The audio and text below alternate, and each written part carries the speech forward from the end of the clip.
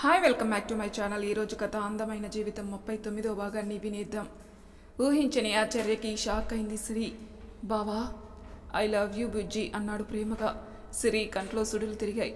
ఈ మాట చెప్పడానికి ఇన్ని రోజులు నాకు ధైర్యం సరిపోలేదు, కానీ ఇప్పుడు నువ్వు అన్నావు చూడు, నేను లేకపోతే నేను ఎవరూ పట్టించుకోరని. అదైతే నిజం సిరి. అమ్మైనా అన్నయ్య వాళ్ళైనా కొంతకాలం నాకు తోడుగా ఉంటారు, కానీ జీవితాంతకాలం తోడుగా ఉండేది నువ్వే సిరి.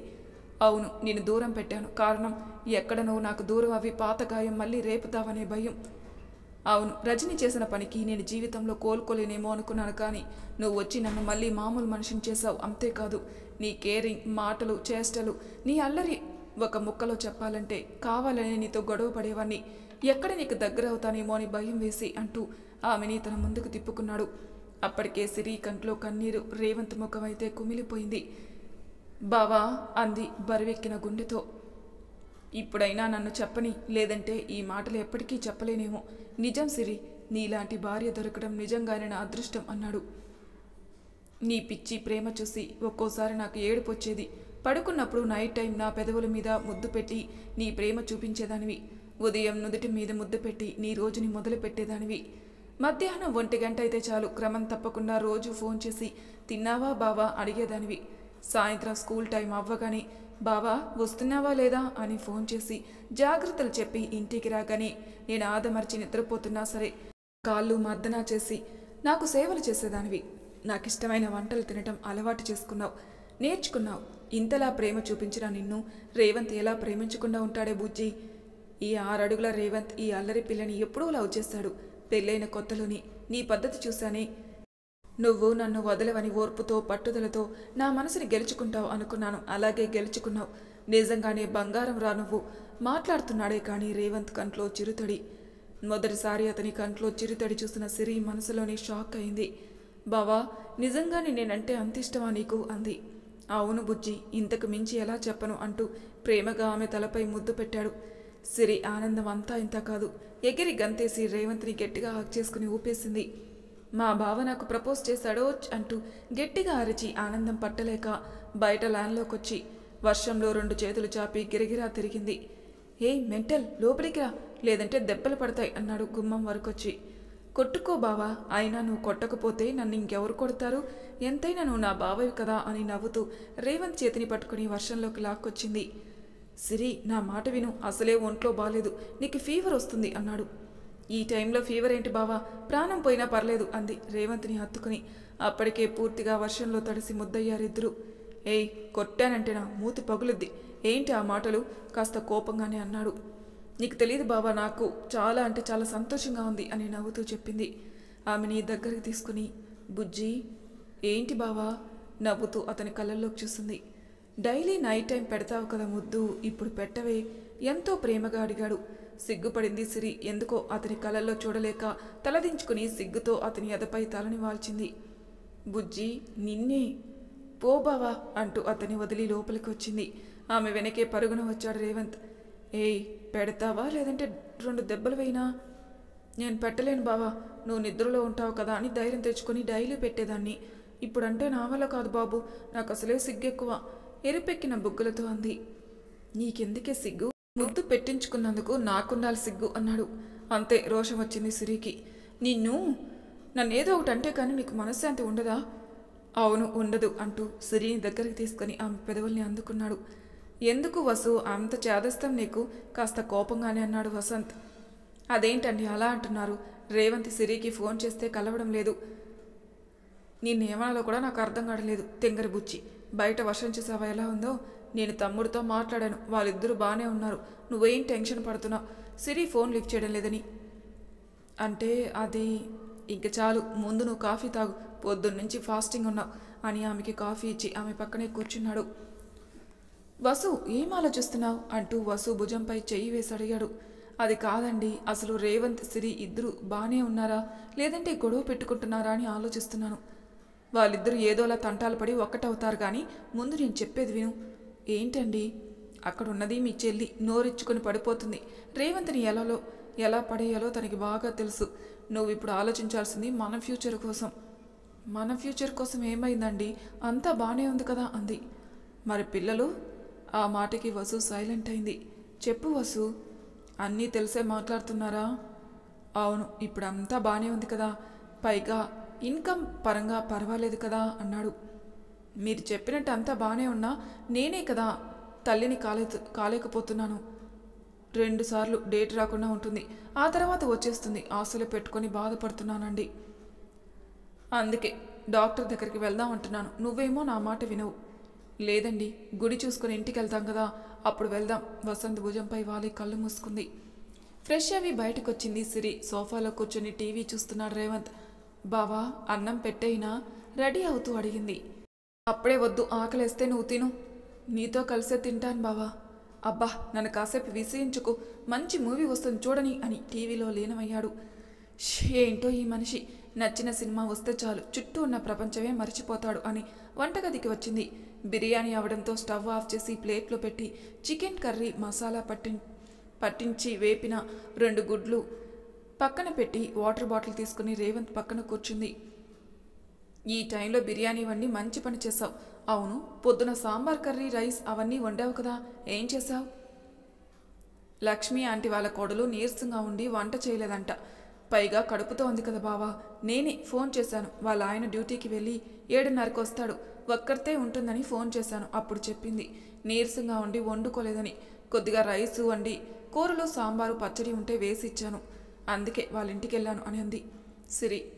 పోనీలే, మంచి పని చేశావు. రేపు ఫ్రూట్స్ అవి తెస్తాను, పట్టుకుని వెళ్ళి ఇచ్చేసిరా, సరేనా? సరే బావా. అసలు మొన్నే నీకు చెబుదామనుకున్నాను. నీకు అసలే కోపం ఎక్కువ కదా, అందుకే చెప్పలేదు అని బిర్యానీ తినిపించింది. ఏంటే బిర్యానీ ఇలా వండావు? ఏం బావా, బాలేదా? యావరేజ్గా ఉంది తింటూనే అన్నాడు. నన్ను ఎప్పుడు పొగిడావని నీకు అహం ఎక్కువ అనుకుని ప్రేమగా అతనికి తినిపించింది. టీవీలో లీనమై రేవంత్ సిరి ఎంత పెట్టిందో చూసుకోకుండా మొత్తం తినేశాడు. బావా, మంచినీళ్ళు తాగు.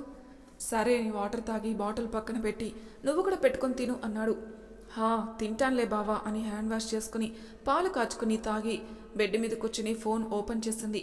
వసంతికి కాల్ చేసి మాట్లాడి కాసేపు ఫోన్ చేసి పక్కన పెట్టింది. బావ ఫోన్ ఏంటో మంచి విచిత్రంగా ఉందే అనుకుని అంతలోని ఏదో గుర్తుకొచ్చిందల్లా మళ్ళీ ఫోన్ తీసుకుని ఫోటోలు చూసింది. తను వంట చేస్తున్న ఫోటో, మిర్రర్లో నిలబడి బొట్టు పెట్టుకుంటున్న ఫోటో అన్నీ చూసి సిరి నవ్వుకుంది. నేనంటే ఎంత ఇష్టం బావా నీకు, నాకు తెలియకుండా నా ఫోటోలు తీసుకున్నావు అనుకుని బెడ్ మీద వాలింది. అరగంట తర్వాత సినిమా అవడంతో బెడ్రూమ్కి వచ్చాడు రేవంత్. ఇది నిద్రపోతుందేంటి, భోజనం చేసిందా లేదా అనుకుని వంటగదికొచ్చి హాట్ బాక్స్ చూశాడు. తినకుండా పడుకుంది. ఏమనాలి దీన్ని? తిట్టుకుంటూ ప్లేట్లో బిర్యానీ పెట్టి వాటర్ బాటిల్ పట్టుకుని రూమ్కి వచ్చాడు. సిరి, సిరి, ఏంటి బావా అంటూ పైకి లేచింది. అప్పుడే పడుకున్నావేంటి, భోజనం చేయవా? ఆకలిగా లేదు బావా, పాలు తాగే పడుకున్నాను. నీ ముఖం, ముందు భోజనం చెయ్యి అని ఆమెకి భోజనం పెట్టి హ్యాండ్ వాష్ చేసుకుని ఆమె పక్కన పడుకున్నాడు. గట్టిగా రేవంత్ని పట్టుకుని పడుకుంది సిరి. 6 రోజులు సిరి, రేవంత్ ఇద్దరూ తమ మధ్య ఉన్న దూరం కాస్త తగ్గింది. ఇంటికొచ్చారు రంగమ్మ వాళ్ళు. వస్తున్నారని తెలిసే అందరికీ టిఫిన్ వంట అన్నీ రెడీ చేసి పెట్టింది. ప్రయాణం ఎలా జరిగింది అత్తమ్మా? ఆ దేవుడి దయ వల్ల అంతా బాగానే జరిగిందిరా. ఇంతకీ వాడెక్కడా? ఈరోజు పొద్దున్నే స్కూల్కి వెళ్ళారత్తమ్మా. పిల్లలకి ఎగ్జామ్స్ అంట, మధ్యాహ్నం వచ్చేస్తానన్నాడు బావ. అవునా? అవునత్తమ్మా అని తన అక్క బావగారికి రంగమ్మకి కాఫీ ఇచ్చి కూర్చుంది. సిరి ముఖం సంతోషంగానని చూసి విషయం అర్థమైంది అందరికీ. బావగారు టిఫిన్ పెట్టైనా? అప్పుడే తినలే సిరి, కాసేపు రెస్ట్ తీసుకుంటాను అని రూమ్కి వెళ్ళాడు వసంత్. రంగమ్మ, వసంతి అక్కడ గుడి విషయాలు చెబుతూ ఫోటోలు చూపించారు. సిరి అవన్నీ చూస్తూ మధ్యాహ్నం వరకు గడిపారు. రేవంత్ రాగానే తన అన్నయ్య వదిలిని చాలాసేపు వదలలేక అక్కడ వాతావరణం, గుడులు ఎలా ఉన్నాయని అన్ని ఆరాలు తీశాడు. చాలాసేపు వాళ్ళతో గడిపి రంగమ్మ ఒడిలో పడుకున్నాడు. అత్తమ్మ, భోజనం వడ్డించిరా అంది సిరి.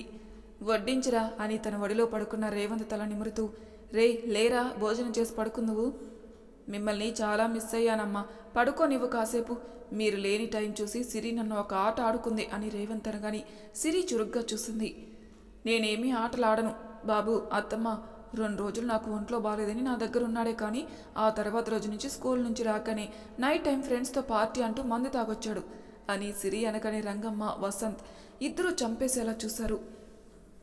రేయ్, సిరి చెప్తుంది నిజమా? వసంత్, రంగమ్మ ఇద్దరు ఒకేసారి అడిగారు. రేవంత్ పటాపటా పళ్ళు నూరుతూ సిరి కేసు చూశాడు. తీరిందా, బాగా తీరిందా అని వెక్కిరించింది.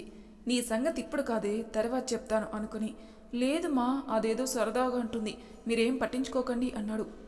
రేయ్ నిజం చెప్పు, డైలీ నువ్వు ఫ్రెండ్స్ దగ్గరికి వెళ్ళి మందు కొడతావు, ఆ విషయం నాకు తెలుసు. అయినా ఊరు వెళ్లే ముందు నీకు చెప్పాను కదా మందు పార్టీ అంటూ ఫ్రెండ్స్ దగ్గరికి వెళ్ళొద్దని, మరి ఎందుకు వెళ్ళావు? అన్నయ్య అది ఏమీ తోచక అంటూ నసికాడు. ఇప్పుడంటే వెళ్ళావు, కానీ ఇంకోసారి ఇలాంటి పనులు చేస్తే మాత్రం అస్సలు ఊరుకునేది లేదు, కాస్త గట్టిగానే అన్నాడు వసంత్.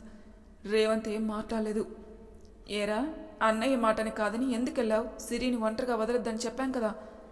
అది అభిగాడు పుట్టినరోజు కదమ్మా, అందుకే వెళ్ళాను, లేదంటే సిరిని వదిలి ఎందుకు వెళ్తాను? ఇంకోసారి నాకు తెలియకుండా వెళ్ళావంటే దెబ్బలు పడతాయి.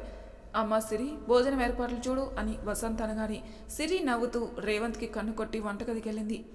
దీనికి ఎంత బలుపు, చనువిచ్చాను కదా, అందుకే భూమి మీద నిలబడ్డం లేదు, నైట్కి చెప్తాను దీని సంగతి అనుకుని అందరూ భోజనం చేద్దామని రౌండ్గా కూర్చున్నారు. సిరి అందరికీ భోజనం వడ్డించింది. వసంత్కి ఇష్టమైన పులిహోర, రంగమ్మకి ఇష్టమైన వంకాయ పులుసు, వసుకి రేవంత్కి ఇష్టమైన పప్పు మామిడికాయ, ఇంకా సాంబార్ అప్పడాలు. ఇదేంటి సిరి ఇన్ని వండావు? ఈ వారం రోజులు మీరు లేక ఏదోలో ఉందక్క, మీరు వస్తున్నారన్న ఆనందంలో అందరికి ఇష్టమైన వంటలు చేశాను అని రేవంత్ కేసు చూసింది. ముఖం మార్చుకుని కోపంగా సిరిని చూస్తున్నాడు. బావా పప్పు వేయినా అంది. వద్దు, నేను కూర వేసుకుంటాను అని వంకాయ పులుసు వేసుకున్నాడు. నవ్వుకుంది సిరి. అందరూ భోజనం చేసి ఎవరి రూమ్కి వాళ్ళు వెళ్లారు. అప్పటికే టైం 2:30. కోపంగా మెట్లెక్కి తన రూమ్కి వచ్చాడు రేవంత్. వంటగదిలో ఏదో పని చేస్తోంది సిరి. కోపంగా వంటగదికి వచ్చాడు. పప్పు నానబెట్టి ఏదో ఆలోచిస్తోంది సిరి. పల్లీలున్నాయి కదా, చట్నీ అది చేస్తాను, సరిపోతుంది, లేదంటే ఆయన గారితో పర్లేను అనుకుని తననే చూస్తున్న రేవంత్ని చూసి, ఏంటి బావా ఏమన్నా కావాలా అమాయకంగా అడిగింది. ఏం నటిస్తున్నావే, నిజంగానే కంత్రివే నువ్వు అంటూ స్కేల్ తీసుకుని ఆమెను కొడదామని వచ్చాడు. పరుగు అందుకుంది సిరి. బావా ప్లీజ్ బావా వదిలే అంది. ఏంటే వదిలేసేది? మా అన్నయ్య ముందు నన్ను అడ్డంగా బుక్ చేసావు. ఫ్రెండ్స్ దగ్గరికి వెళ్లే ముందు నిన్ను అడిగే కదా వెళ్ళాను. ఏమన్నావు అప్పుడు? వెళ్ళమన్నాను బావా. మరి నువ్వు అక్కడ ఆ విషయం చెప్పాలి కదా, ఎందుకు చెప్పలేదు? నేనెందుకు చెప్పాలి? బావగారి మాటని కాదని పార్టీ అంటూ రెడీ అయ్యావు. నేను వద్దన్నంత మాత్రాన నువ్వు మానేస్తావా? లేదు కదా, అందుకే వెళ్ళు అన్నాను అంది. నీ ముఖం, అయినా నేను మందు తాగి రాలేదు కదే, ఎందుకలా చెప్పావు? ఆయాసపడుతూ ఆమె వెనకే పరిగెడుతూ పరుగు తీశాడు. చెప్పకపోతే నువ్వు ఇలానే రోజు పార్టీలంటూ మందుకి అలవాటు పడతావు. అప్పుడు ఫ్యూచర్లో నేనే బాధపడాలి కదా. నువ్వు ఎలానో నా మాటకి విలువ ఇవ్వవు కదా, అందుకే పెద్దవాళ్ళకి చెప్పాను. ఇందులో నేను చేసిన తప్పేంటి బావా? పరుగు తీసే ఓపిక లేక సోఫాలో కూర్చుంది. మహా తెలివైన దానివే నువ్వు, తప్పంతా నాదే అన్నట్టు మాట్లాడుతున్నావు. మరి కాదా? నిన్ను అంటూ కొట్టడానికి చెయ్యెత్తాడు.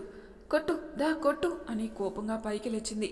వెంటనే సిరి నెత్తిపైన ఒక్కటి వేసి, ఆపై నీ వేషాలు, నేనేమీ తాగుబోతోని కాదు, ఏదో అప్పుడప్పుడు ఫ్రెండ్స్తో 2 పెగ్గులు వేస్తాను, నీకు ఇష్టం లేకపోతే చెప్పు మానేస్తాను ఆమెని దగ్గరికి తీసుకుంటూ అన్నాడు. అలవాటు వ్యసనం అవుతుంది శ్రీవారు, అది అంత మంచిది కాదు, పద రెస్ట్ తీసుకుందాం అని ఇద్దరు హాల్లో ఉన్న దివానా కట్టుపై పడుకున్నారు. సిరిని దగ్గరికి తీసుకుని బుజ్జి అంటూ ఆమె చెంపపై ముద్దు పెట్టాడు. ఏంటి బావా? ప్రపోజ్ చేశాను, ఇద్దరం ఇప్పుడు చాలా సంతోషంగా ఉన్నాం, చెప్పాలంటే బాగా దగ్గరయ్యాం, కానీ మనం శారీరకంగా దగ్గర కాలేదు కదా. ఇప్పుడు అందరూ ఇంట్లోనే ఉన్నారు. అవును ఉన్నారు, వాళ్ళెదురుగా ఫస్ట్ నైట్ చేయాలని ఉందా ఏమిటి నీకు? నవ్వు ఆపుకుంటూ అంది. నిన్ను అది నోరా లేదంటే తాడి పెట్టా? అంత వెటకారం ఏంటి నీకు? హలో రేవంత్ బాబు, నీ దగ్గర నేను అలానే ఉంటాను, ఆ విషయం గుర్తు పెట్టుకోండి తమరు అని మూతి తిప్పుకొని అంది. సరే సరే చెప్పు, ఈరోజు చేసుకుందామా మనం ఫస్ట్ నైట్ అన్నాడు. నువ్వు నాకు ఎన్ని నెలలు దూరంగా ఉన్నావు? దగ్గరగా 4 నెలలు అన్నాడు. మరో 4 నెలలు తమరు నాకు దూరంగా ఉండండి. ఇది అన్యాయం అన్నాడు వెంటనే. ఏది అన్యాయం?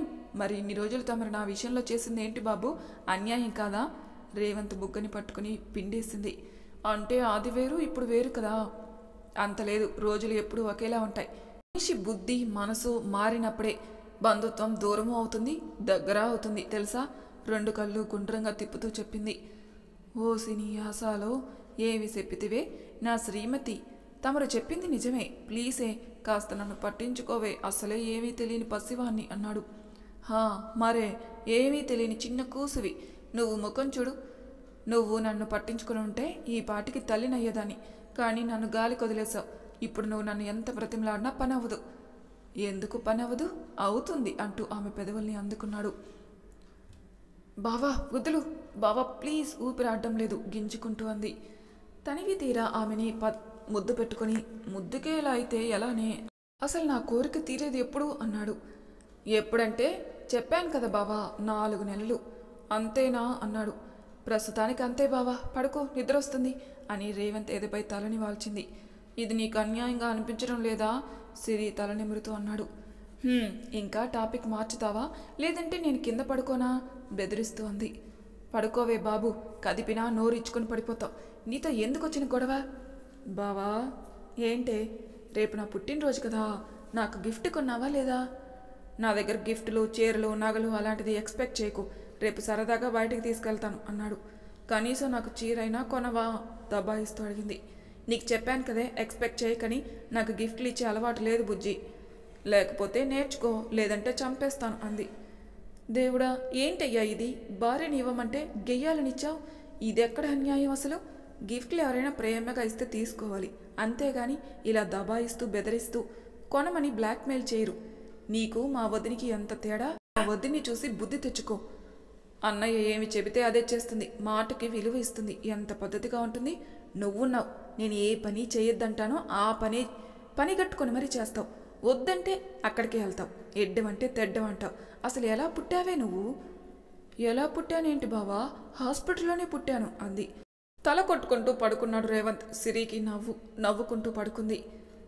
ఏమండి, ఈ టీషర్ట్ ఎలా ఉందో చెప్పండి అని కొత్త టీషర్ట్ తీసి వసంత్ చేతిలో పెట్టింది. ఎప్పుడు కొన్నావు వసు ఈ టీషర్ట్? ఏ, నీకు నచ్చలేదా బావా? నొసలు చిట్లించి అడిగింది. బాగుందిరా అని టీషర్ట్ వేసుకుని ఆమెకి చూపించాడు. వసు కంట్లో ఏదో తెలియని ఆనందం. ఏంటి శ్రీమతి, ఇప్పుడు హ్యాపీయేనా? వసుని దగ్గరకు తీసుకుంటూ అడిగాడు. చాలా అంటే చాలా హ్యాపీ వసంత్ గారు, ఈ టీషర్ట్లో మీరు చాలా బాగున్నారు అంటూ వసంత్ బుగ్గపై ముద్దు పెట్టింది. ఆ ముద్దు ఏదో ఇక్కడే పెట్టచ్చు కదా. చూపుడు వేలు వసు పెదవులపై పెట్టి, నీకు భయం సిగ్గు అయితే చెప్పు, నేనే పెడతాను అన్నాడు. ఏంటండి మీరు అంటూ సిగ్గుతో మెలికలు తిరిగింది వసు. పెళ్ళైన కొత్తలో చూశాను నువ్వు ఇలా సిగ్గుపడడం. అప్పటి నుంచి నువ్వు ఇలానే సిగ్గుపడుతున్నావు. నా దగ్గర సిగ్గెందుకు వసు? ప్రేమగా ఆమెను దగ్గరికి తీసుకున్నాడు. ఏమో అండి, మీరు అలా చూస్తే నాకు ఎందుకో సిగ్గు భయం రెండు వెంటనే వచ్చేస్తాయి. అసలేంటో అండి, మిమ్మల్ని చూస్తే అలా ఎందుకు అయిపోతానో నాకే తెలీదు అంది తలదించుకొని. నువ్వు ఇలా సిగ్గుపడితే చాలా అందంగా ఉంటావు వసు అని ఆమెని దగ్గరికి తీసుకుని బెడ్ మీద పడుకోబెట్టాడు. రేపు సిరి పుట్టినరోజు కదా, ఏ ప్లాన్ చేద్దాం? వసు పెదవుల్ని ముద్దాడుతూ అన్నాడు. తను ఆల్రెడీ ప్లాన్ వేసుకుంది. 2 రోజులు ఇంటికి రారు. వసంత్ మెడ చుట్టూ చేతులు వేసి, అవునా, ఏ ప్లాన్? అది మీకు ఇప్పుడు చెప్పను, తర్వాత చెబుతాను అని అతన్ని అల్లుకుపోయింది. దేవి దగ్గర కూర్చుని తనలోనే తానే బాధపడుతోంది రజని.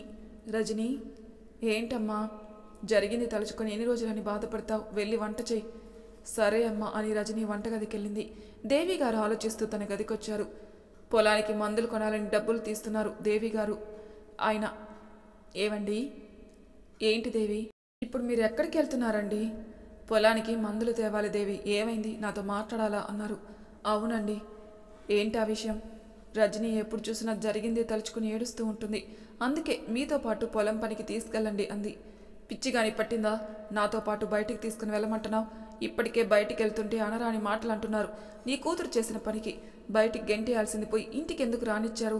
మీ పరువు గంగలో కలిపింది కదా, ఇప్పుడు ఇంకా ఏం చేద్దామని వచ్చింది అంటూ తలో ఒక మాట విసురుతుంటే ప్రాణం పోయిన వాళ్ళ ఆ పొలంలోనే కూర్చొని బాధపడుతున్నాను.